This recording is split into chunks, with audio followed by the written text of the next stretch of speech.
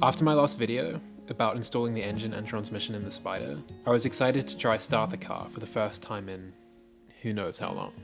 But as I filled up the new engine with oil, primed it on an electric pump, and then cranked it over on the starter motor with the plugs out, I noticed that on the workshop floor, under the rear of the engine, was a huge puddle of oil. This oil was coming from between the engine block and the transmission bell housing, just about the most difficult part of the car to get to. And even though this had all gone in just a couple of days ago, to get this sorted out, I would have to undo all the work I had done in the last video. To get to the leak, I had to remove the flywheel.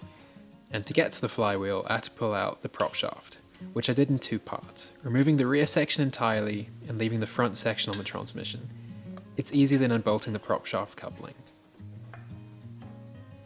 I removed the clutch cable and cover, the bracket for the exhaust on the transmission, and the chassis brace, as well as a couple of bolts for the bell housing on the bottom. On the top side of the car, I needed to remove the starter motor and all the bolts for the bell housing. And after all those were out, just the bolts in the main transmission mount remained. Once that was loose, I could start to pull the transmission off the back of the engine. There wasn't much room to move it backwards, but after dropping the exhaust off its hangers, the whole engine tilted backwards enough that the input shaft could clear the pressure plate, and it all came out. Now that everything's out of the way, I can get to that plug that's leaking.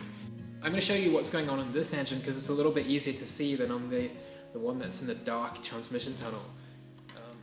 At the back of the block here, there was an M12 grub screw capping off the oil way. And I had this sealed in with high temperature Loctite, and that should usually be enough to seal it, but on this case, this didn't seem to work. So I don't really have space back there to use like a cap screw or anything like that, because the screw, like the head of this is going to foul on the cover that goes in the back of the engine here. So I don't have a choice but to use a grub screw.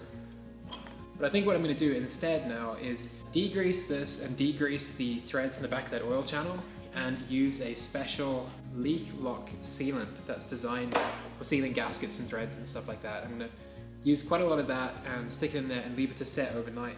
And tomorrow I'll put the starter motor back and crank it and see if it leaks. Hopefully this will solve the issue.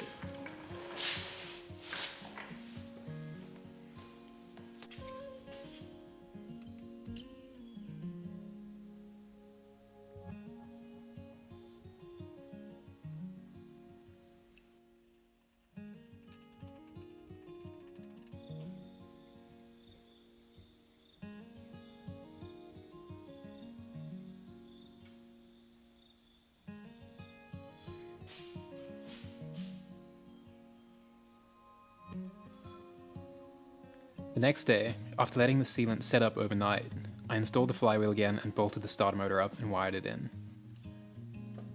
Then, with the spark plugs out, cranked the engine over until I saw oil pressure on the gauge. It was no good. The leak was still there. I needed to try something a little bit more heavy duty.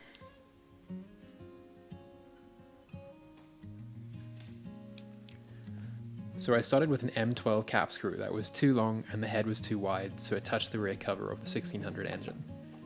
I cut it down and ground it narrower around the edge for clearance and installed it with a copper washer and some high temperature Viton rubber sealant.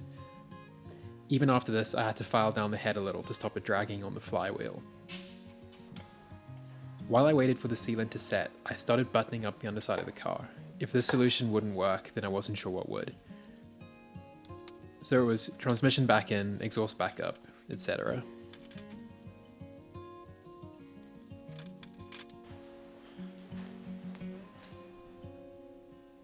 After leaving the sealant to cure for a day, it was time to turn the engine over again and see if it leaked.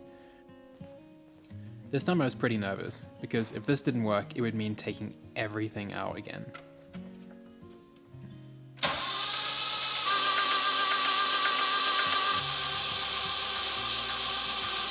So I was pretty relieved to see oil pressure on the gauge and no oil on the floor. The underside of the car was clean. That copper washer had made all the difference. When it comes to rebuilding old cars, it's never a straightforward project. Sometimes you have to spend 3 days just trying to get to where you thought you were. But anyway, I certainly learned a lot of useful things for the next engine build. And now that that's out of the way, I can get back to trying to start this thing up in the next video.